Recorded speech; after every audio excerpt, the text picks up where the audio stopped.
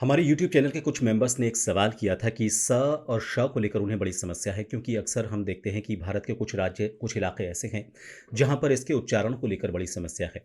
वहां पर हर श को स बोला जाता है। ये सिर्फ राज्य की समस्या नहीं है और ऐसा भी नहीं है कि पूरे राज्य की समस्या है। ये राज्य के कुछ हिस्सों में है। कुछ राज्य ऐसे हैं जिनके कई हिस्सों में अलग-अलग तरीके से इसका उच्चारण किया जाता है।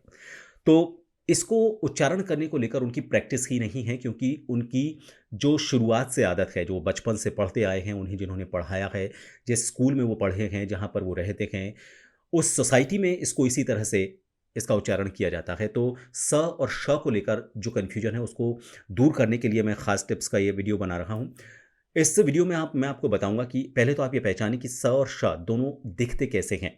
स है संजय वाला, जिसमें किसी तरह की कोई गाँठ नहीं होती ऊपर, और एक है श्याम वाला श, जिसमें गाँठ होती है। अब इन दोनों का फ़र्क कैसे पहचानें?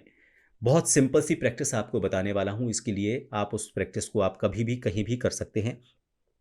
आप उस शब्द को, उच्चारण को जानते तो हैं, लेकिन वो आपकी प्रैक्टिस में नहीं है। तो आपको सबसे पहले तो ये पहचानना होगा कि दोनों शब्द दिखते कैसे हैं, दोनों अक्षर दिखते कैसे हैं और इन दोनों अक्षरों को अलग-अलग कैसे हम समझें। स जो है, उस स का उच्चारण सिंपल वाला जो संजय वाला स है, उसके उच्चारण को हम इस तरह से प्रैक्टिस कर सकते हैं, जैसे हम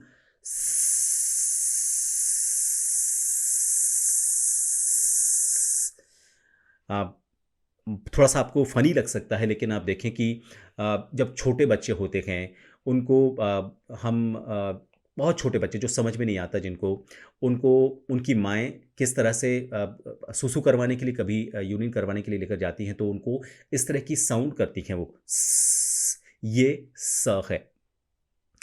दूसरा है श। अब इसका भी हम इसी तरह से उच्चारण करेंगे, लेकिन दोनों में फ़र्क है। स का उच्चारण मैंने आपको बताया। अब श, श्याम वाला जो श है, उसके उच्चारण को लेकर हम कैसे प्रैक्टिस कर सकते हैं? देखिए, हम किसी को चुप करवाते हैं, तो हम उसके लिए उसको बोलते हैं श्श।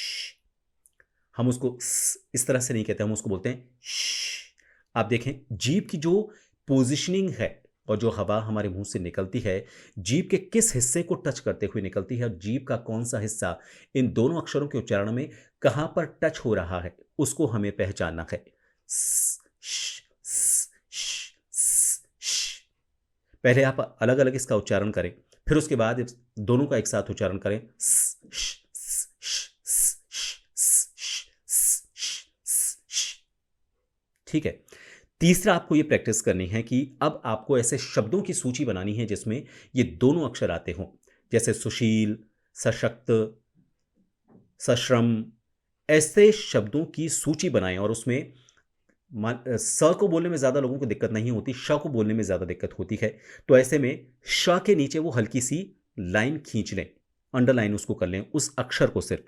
जब आप उच्चारण कर रहे हैं तो उस सूची में उन शब्दों को देख-देख कर आप बोलिए, तो आपको थोड़ा-सा एक आइडिया लगेगा कि जब भी ये शब्द होगा, ये अक्षर होगा, तो मुझे इसका उच्चारण कैसे करना है। लेकिन चूँकि प्रैक्टिस आप अंडरलाइन से कर रहे हैं, तो आपके दिमाग को ये मेमोरी में, ये उसके दिमाग की मेमोरी में सेव हो जाएगा कि जब भी ये अक्षर आता है, तो हमें जीभ की क्या पोज़ीशन रखनी है। उस अंडरलाइन के साथ इसकी प्रैक्टिस करें। मुझे लगता है कि ये ख़ास टिप आपके स और श का जो दिक्कत है, उसको दूर करने में आपके लिए मददगार साबित होगी। मैं कोशिश करूँगा कि इस तरह के और कुछ ख़ास टिप्स के वीडियोज़ आप सभी के लिए बनाता रहूँ। फिलहाल इसको देखने के लिए बहुत-बहुत शुक्रिया। नमस्कार।